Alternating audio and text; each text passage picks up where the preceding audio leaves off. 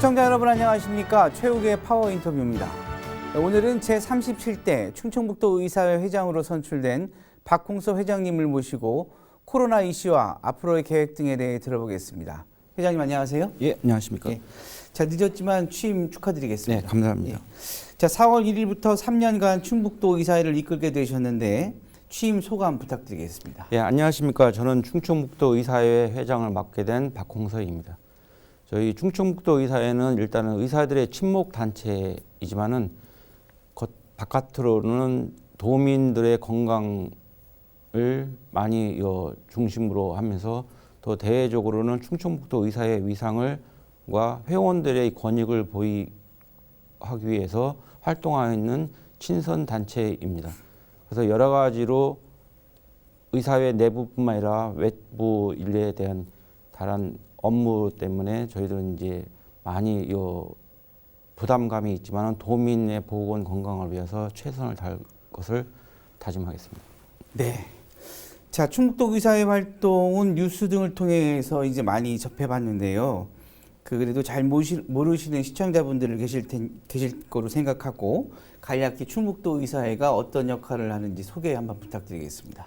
충청북도 의사회 역사는 이제 해방 이후로 1946년도에 결성이 되었습니다. 예. 그래서 그 당시만 해도 이제 청주에 계신 의사 한 5분이 모여서 하였지만 지금은 이제 충청북도 의사회가 한 1,500명 가까이 되는 회원으로 많이 성장을 하였습니다. 예. 그래서 당연히 이제 의사회 단체이기 때문에 회원들에 대한 단체이면서 동시에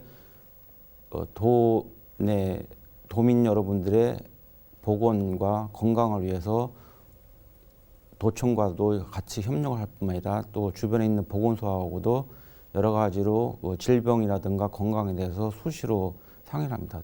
그 외적으로는 이제 캄보디아를 비롯해서 한 10여 년간을 계속 대외적인 해외 의료 봉사를 꾸준히 의사들이 휴가 때 휴가를 반납하면서 활동을 하고 있으며 국내에서는 이제 불우 이웃을 돕는 취지에서 매년 이제 청주시 의사회에서는 송년 자선음악회로해서 불우이웃을 도울 뿐만 아니라 그 주변에서도 어려운 이웃들을 위해서 이제 의료 봉사를 계속 꾸준히 하기 위해서 충북 의료 봉사단이 지금 결성돼서 어려운 이웃들을 도와주려고 하고 있습니다. 네. 그 코로나19로 인해서 의료 현장 변화도 많이 가져왔고요. 또 의료진의 희생도 큰데 우리 도 회장으로서 그 보는 시선은 어떠신가요?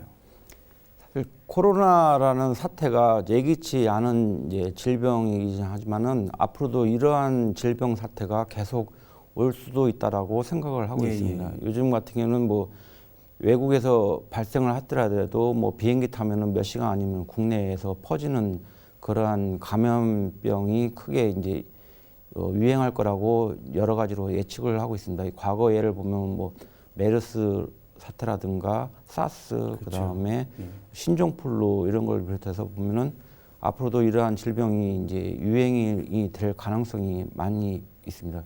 근데 특히 이제 이번에 코로나 같은 경우는 전염력이 이제 다른 질병에서 월등히 높고 예측을 하기가 어렵기 때문에 그다음에 연구의 자료가 아직 토대가 좀 없기 때문에 이제 뭐 어떻게 될 거라는 확실성이 좀 부족한 것이 가장 더 불안하다고 생각을 하고 있습니다. 그래서 그러다 보니까는 지금 이제 코로나에 대한 예방 접종이 나오고 있지만은 아직 이것이 좀 더 안전성에서 좀 논란이 있을 뿐만 아니라 아직 치료제가 나오지 않았기 때문에 국민들과 환자들한테서 많은 이제 불안감을 조성하고 있습니다. 그리고 또 검사가 이제 많이 해야 되다 보니까는 지금 현재 충북만 해도 뭐 4개 보건소, 청주시만 해도 당장 4개 보건소 있고 또 충주라든가 제천 이런 데서도 선별진료소로 하고 접종센터가 운영이 되기 때문에 거기에 투입되는 인력들, 그러니까 의사뿐만 아니라 간호사라든가 이러한 행정 요인들까지 지금 거의 번아웃, 이제 피로도가 이제 극치에 도달해 있습니다. 그렇죠. 그래서 작년에 같은 경우도 제가 청주시 의사회장을 하고 있을 때 작년 4, 5, 6 하고 올해 1월 달에 선별 진료소를 주말마다 이제 의사들이 무료로 봉사활동을 투입을 했었습니다. 또 현재도 지금 체육관을 중심으로 접종센터가 여러 군데 생겨 있지만 의사가 인력이 부족한 상황입니다. 특히 청주만 해도 좀 그래도 여유가 있지만은 청주를 벗어나 외곽에서는 접종센터에 의사가 부족해서 접종 스케줄이 많이 지연되고 있는 상황입니다. 그래서 뭐 국민 여러분이 다 알고 계시다시피 대구 사태에서 많은 분들이 진료 현장을 하고 있던 것을 그만두고 투입됐지만 그분들도 많이 지쳐서 지금은 이제 서로 의사 인력뿐만 아니라 간호사라든가 그 보조요원들이 휴식이 필요할 정도로 지금 많이 피로도가 쌓여 있는 상황입니다. 예. 그 코로나 바이러스에서 이제 우선 그 뭐 우리 일반적으로 우리 시청자들이나 우리 국민들이 알 때는 비말 전염에 대한 게 지금까지 이제 어떤 공식처럼 이어져 나왔지 않습니까? 네. 근데 또 일부 또 전문가들은 비말로 이제 벗어나서 공기 전염 이제 인정을 해야 되지 않겠냐 이렇게 주장하시는 전문가들도 있으시더라고요. 이거는 그래서 좀 약간 우리 그 시청자들이나 국민들이 볼 때 공기 전염이 기정사실이라면 사실 이게 마스크도 소용이 없는 거 아니냐 이런 불안감도 있을 텐데 이거에 대해서는 어떻게 생각하시는지? 사실 비말 전염이라는 것도 공기 전염 안에 다 속하는 건데 예. 단지 이제 그 바이러스가 공기에 노출됐을 때의 시간과 거리를 따지면은 적어도 이제 2m를 넘어가면은 그 바이러스의 전염력이라든가 감염력이 상실된다고 생각하기 때문에 예. 일단 건강한 사람들 같은 경우에는 밀폐된 공간이 아니고 2m 이상이 떨어진 상황이라면은 크게 우려할 정도라고는 생각하지 않습니다. 예. 단지 비말이 밀폐된 공간이라든가 이제 특수 상황에서 직선으로 이게 날아가는 경우에는 간혹 이제 멀리도 전파가 되는 위험성이 있기 때문에 그래서 마스크를 써서 이제 비말이 날아가는 속도라든가 거리를 감소시키기 때문에 꼭 마스크를 착용해서 안전성을 높여야 된다고 생각하고 있습니다. 저희가 이제 보통 보면 가장 큰 문제가 이제 식사할 때거든요. 그렇죠. 식사할 때 보면 마스크를 어쩔 수 없이 벗어야 되기 때문에 음식을 먹고 서로 뭐 이렇게 또 우리나라 또 한국 음식 식습관 보면 뭐 이렇게 같이 먹는 게 있지 않습니까? 그러다 보니까 이게 확산이 줄어들지 않는 게 아닌가 뭐 이런 얘기도 있던데 이게 좀 걱정스러운 일이죠. 가장 우려되는 것이 이제 식사, 대화, 뭐 이 두 가지가 지금 우리나라에서는 좀 문제가 될 요인이 좀 있습니다. 그래서 사회적 거리 두기를 이제 하고 뭐 음식점에서는 이렇게 칸막이를 두고 4인 이상은 모이지 않게끔 하는 이유가 그것을 방지하기 위해서인데 그렇다고 그거를 너무 억제를 하면은 일상생활에서 좀 문제가 되고 그러다 보니까 비교적 전염력이 약화시키는 정도에서 거리 두기하고 이제 칸막이하고 4인 이상 모임을 좀 자제하라고 하는 이유가 그거입니다. 그래서 특히 이제 외국 같은 경우에는 유럽 쪽에서는 뭐 이제 그러한 마스크 착용에 대한 거부감도 많이 있고 그다음에 사회적 격리가 거리 두기 이런 것이 좀 잘 안 되다 보니까는 이제 전파력이 좀 파급력이 잘 심하다고 생각을 하고 있는데 일단 우리나라는 그래도 국민들이 그러한 거리 두기를 좀 많이 따라줬기 때문에 그래도 그 질병의 전파력에 비하면은 많이 전염되지 않은 것이 아닌가라고 생각도 하고 있습니다. 네. 자, 코로나19 관련한 그 백신 관련해서도 한번 여쭤보겠습니다. 그 백신이 지금 뭐 종류가 뭐 아스트라제네카, 얀센, 모더나, 화이자, 뭐 중국에서 또 뭐 개발된 뭐 예. 그런 것도 있더라고요. 근데 이제 가격을 보니까 중국에서 개발된 게 제일 비싸고 그리고 또 아스트라제네카가 제일 뭐 저렴한 걸로 이렇게 나왔는데 저희들이 지금 국내에서는 아스트라제네카, 얀센, 모더나, 화이자 이 네 개의 백신을 지금 이제 접종을 하고 있는데 유럽 집행위원회에서는 내년부터 아스트라제네카 백신을 공급하지 않을 거라고 이렇게 밝혔습니다. 이런 상황에서 아스트라제네카 안전성에 대한 불안감이 사실 있거든요. 그거 어떻게 생각하시는지요? 현재 우리나라에서 유통이 허가된 백신은 4종류입니다. 예. 그래서 그 4종류가 사실은 이제 이 모든 백신이라든가 이런 것은 개발이 된 다음에 사실 임상적으로 사람들한테 투여하기 위해서는 많은 시간이 소요돼서 가장 안정성을 확보를 해야 되는데 예. 이번 코로나 사태인 경우에는 그러한 시간이 많이 좀 생략을 하다 보니까는 좀 안전성에 있어서 논란이 좀 일어나는 고 있습니다. 예. 특히 이제 그렇지만은 외국 특히 유럽에서도 유럽 의약품청에서 3월 11일까지는 아스트라제네카에 대한 불안정성 때문에 접종을 하느냐 마느냐의 논란이 좀 많았고 또 연령별로도 뭐 이걸 차이를 이제 둬야 되나 30세 미만 그다음에 65세 이상에서도 접종을 해야 되느냐 마느냐 하는 논란이 있었지만은 그러나 접종에 대한 불이익보다는 이득이 더 크기 때문에 접종을 허용해야 된다라고 해서 지금은 3월 25일 이후부터는 모든 제품에 대해서 일단은 접종을 하는 걸로 돼 있고 그러다 보니까 오히려 지금은 접종이 모자라다 보니까 자국의 백신을 보호하기 위해서 수출을 금지를 하고 있는 상황까지 와가서 유럽연합과 영국과의 그에 대한 마찰까지 지금 생기고 있습니다. 그래서 우리나라에서는 현재 나와 있는 그 4가지 종류는 세계보건기구에서 인정된 백신이기 때문에 비록 안정성에 약간 논란이 있지만은 백신이라는 자체가 그 불이익보다는 이득이 많은 경우에는 접종을 하는 것이 원칙이기 때문에 지금은 특히 어떤 접종이 더 안전하고 어떤 접종이 싸고 뭐 비싸고 그다음에 유효하냐는 걸 떠나서 내가 맞을 수 있는 가장 빠른 백신을 맞는다는 것이 가장 원칙입니다. 우선 일단은 그 백신을 먼저 맞는 게 네. 중요하다는 말씀이시네요, 그죠?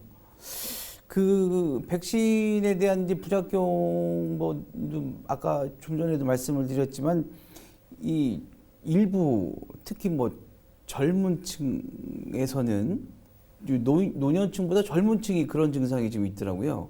12시간이 지나면 굉장한 발열, 통증, 뭐 이렇게 오한, 뭐 이렇게 몸살 아주 극대한 그런 통증을 느낀다고 이렇게 흔히들 얘기를 많이 하더라고요. 그래서 이런 부작용이 있을 때는 뭐 타이레놀 먹냐, 뭐 대표적으로 뭐 진통제를 복용한다, 뭐 이런 얘기가 있던데 이 먼저 미리 먹어야 되는 건지 아니면 맞고 나서 증상이 있을 때 먹어야 되는 건지 사실 이런 것도 좀 헷갈리거든요. 이제 백신을 저도 맞았는데 네네. 저도 아스트라 것을 1차로 맞았습니다. 예, 예. 그래서 하루는 저도 몸살이라든가 뭐 이렇게 근육통, 뭐 전신통이 좀 발생해서 사실 저도 뭐 약간은 좀 걱정을 했긴 했었는데 지금 이제 젊은 층에서 조금 더 노년층에 비해서 발열이라든가 전신통, 뭐 이제 심지어는 뭐 40도 가까이 열도 나는 사람이 있고 뭐 복통도 느낀다고 하는 사람도 있고 그런데 대부분은 이제 그 젊은 층에서 그 면역 반응이 좀 더 활발하기 때문에 노년층보다 그 반응이 좀 격렬하게 일어나다 것이지 뭐 큰 문제는 없다고 지금 돼 있고 그다음에 열 났을 때라든가 그때 해열제를 어떤 것을 복용하느냐 일단은 복용은 접종하기 전에는 복용하지를 않고 접종한 다음에 예, 열이 난다든가 그러한 근육통, 전신통이 났을 때 복용을 하는 것을 원칙으로 하고 있습니다. 네. 미리 복용을 하면은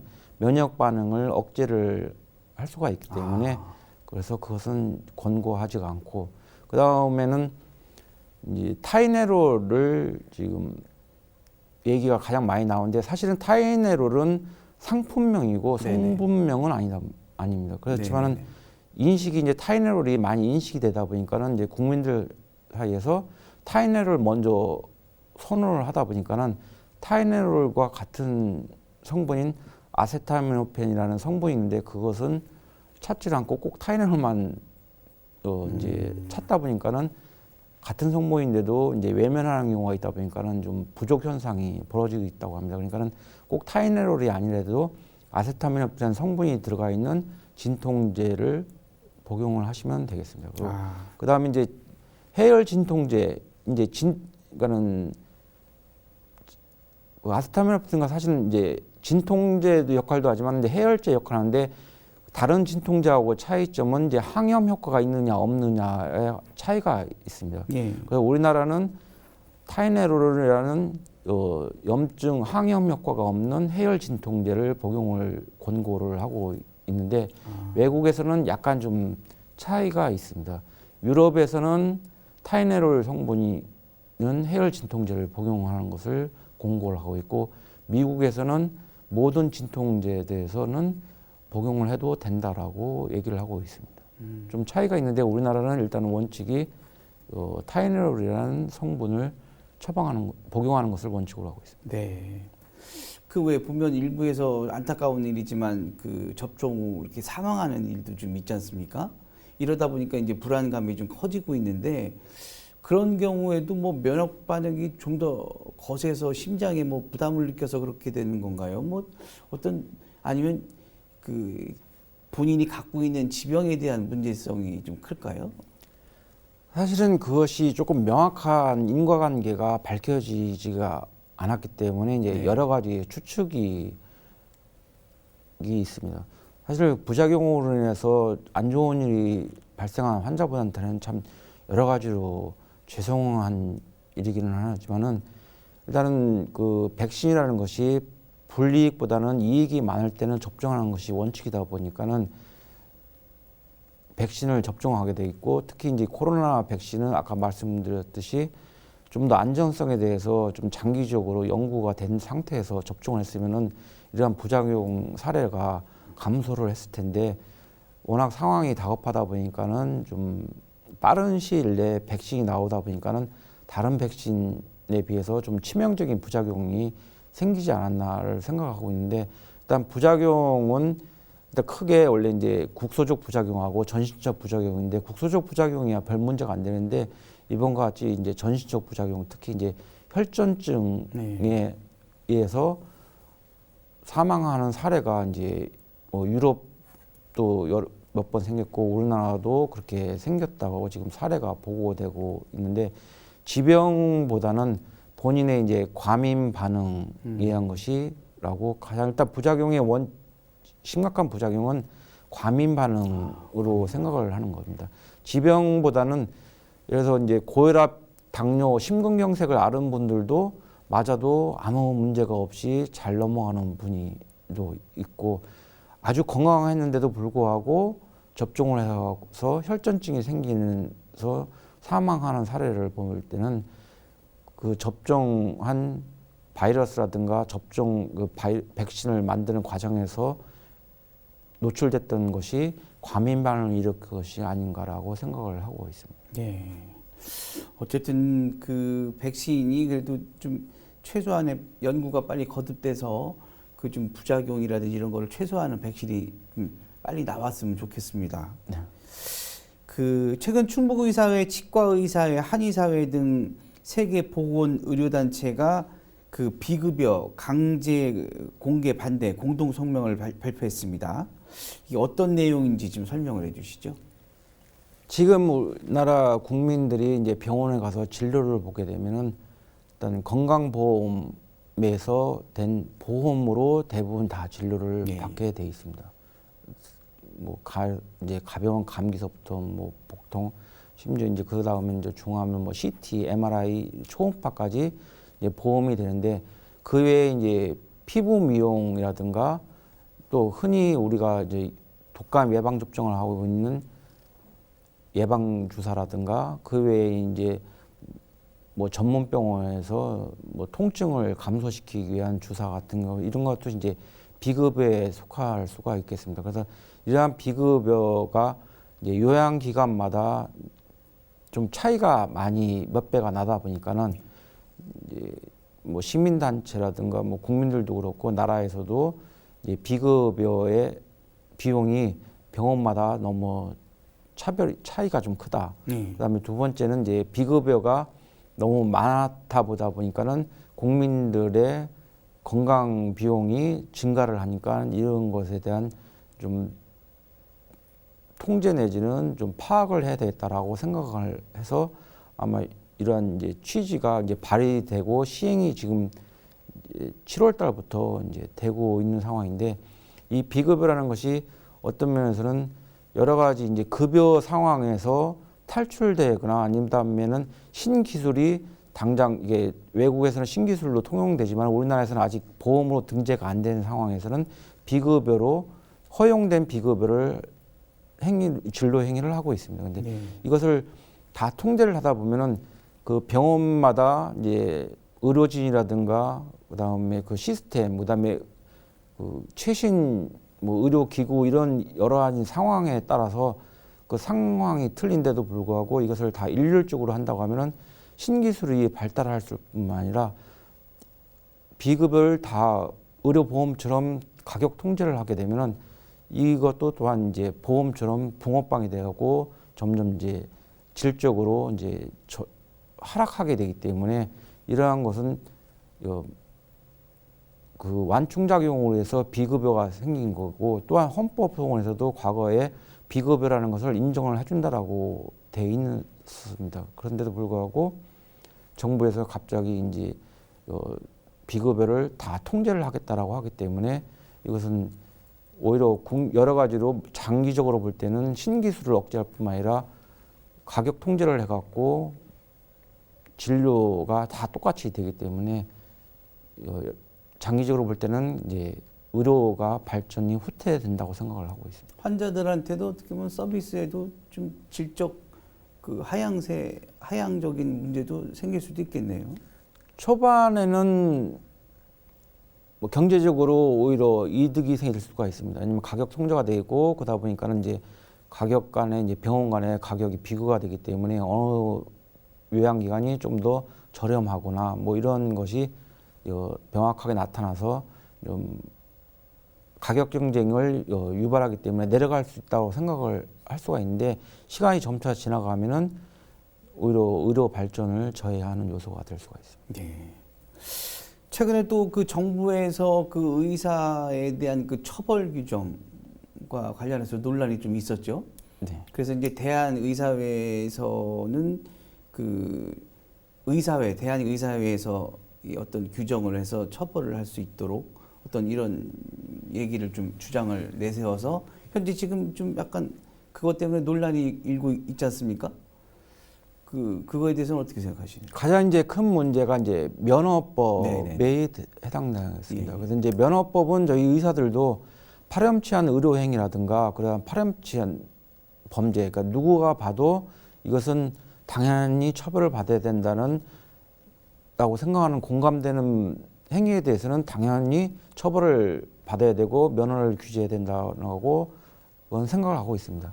그렇지만은 그것이 저희들은 이제 그래서 가장 다른 직종하고 비교를 많이 하는 경우가 있는데, 다른 직종 같은 경우는 자격증이고 저희들은 면허증입니다. 면허증은 국가에서 면허를 허가한 것이기 때문에, 그러면 자격증과 면허증의 차이가 뭐냐? 만약에 저희들이 면허가 되면 모든 행위가 저희들은 다 중단되고 지금까지 배워왔던 자체라든가 할 직업이 제한이 되는 겁니다. 그래서 교통사고로 인해 갖고 범죄를 받았다고 하더라도 처벌을 받아도 저희들은 면허가 취소가 되거나 정지되게 됩니다. 교통사고 예. 그래서 교통사고는 저희들은 의사이기 때문에 의료 행위하고는 아무 무관한데도 불구하고 교통사고는 사실은 누구든지 생길 수 있는 불가항력적인 상황이 올 수가 있는데도 불구하고 그걸 가지고 면허 자체를 취소하게 한다는 것은 좀 과잉이 아닌가라고 생각을 하고 있습니다. 그래서 뭐 저희들이 모든 사유에 대해서 면허를 취소하면 안 된다는 것이 아니고, 누구든지 공감할 수 있는 사유에 대해서는 면허를 당연히 취소를 해야 되지만은 그것이 아닌 것에 대해서는 꼭 거인데까지 면허를 취소해야 되는가 하는 것은 과잉이 아닌가라고 생각하고 있습니다. 네. 자, 최근에는 또 일부 지역 그 병원에서 대리 수술도 하다가 적발이 돼서 또 논란이 있었습니다. 그래서 그러다 보니까 수술실에 CCTV 설치법이 논의되고 있는 상황인데요. 이 역시 이제 찬반 논란이 뜨겁습니다. 회장님 생각은 어떠신지요? 그 CCTV에 대해서는 이제 환자 측, 특히 이제 환자뿐만 아니라 환자의 진료를 받다가 이제 피해를 본 이제 환자분과 가족분들 입장과 이제 저희들 의사 입장에서는 좀 확실히 명확한 차이가 있습니다. 그분들 피해를 본 분들은 당연히 CCTV를 해야 돼서 이러한 피해를 막아야 된다라고 하고 말씀을 하고 계시는데 저희들 의사들 입장에서는 CCTV가 수술실마다 생기는 것은 좀 과잉이다. 예를 들어서 저희들보다 먼저 이제 의료가 있던 유럽이라든가 미국에서는 CCTV가 없습니다. 네. 유럽은 당연히 없고 미국에서도 한 곳에서 CCTV를 설치를 하려고 하다가 결국은 오히려 이득보다는 피해가 많기 때문에 취소를 거의 한 상황입니다. 그러면 왜 문제가 되느냐? 뭐 꼭 비교라고는 할 수가 없지만은 이제 시험 볼 때 시험 감독이 앞에서 시험 보는 것을 이제 옆에서 있으면은 위축이 돼갖고 시험도 제대로 못 보는 거 그러한 상황하고 좀 약간 유사할 수도 있습니다. 그래서 만약에 CCTV가 설치되면은 자기가 자신 있게 할 수 있는 수술조차도 위축이 돼갖고 방어 진료를 할 수밖에 없습니다. 그러다 보면은 당연히 이제 수술도 뭐 간단한 것만 하고 좀 과감하고 위험해야 되는 상황이 있는 것도 결국은 방어 진료다 보니까 하지 못하게 되고 그러다 보면 결국은 더 큰 병원으로 이렇게 전이 가라고 할 수가 있는 상황이 됩니다. 그러다 보면은 자꾸 진료가 위축되다 보면 결국은 피해는 국민들한테 가는 상황입니다. 그래서 단기적으로는 CCTV를 설치해 갖고 그것을 명확하게 하면은 속 시원할 수도 있고 물론 인과관계라든가 처벌을 하는 것도 명확하게 될 수가 있지만 장기적인 입장으로 볼 때는 국민들한테 절대로 유리하다고 할 수가 없겠습니다. 네. 그런 문제가 있군요. 자, 우리 회장님 앞으로 임기 동안 추진하고 싶은 계획 또 그리고 끝으로 우리 의사회 회장으로서 충북 도민들에게 당부하고 싶은 말씀이 있으시다면 한 말씀 부탁드리겠습니다. 뭐 큰 포부라고 할 수는 없지만은 저희들 이제 충청북도 의사회 회원들은 충청북도의 도민 건강을 위해서 항상 최선을 다할 것을 노력하겠습니다.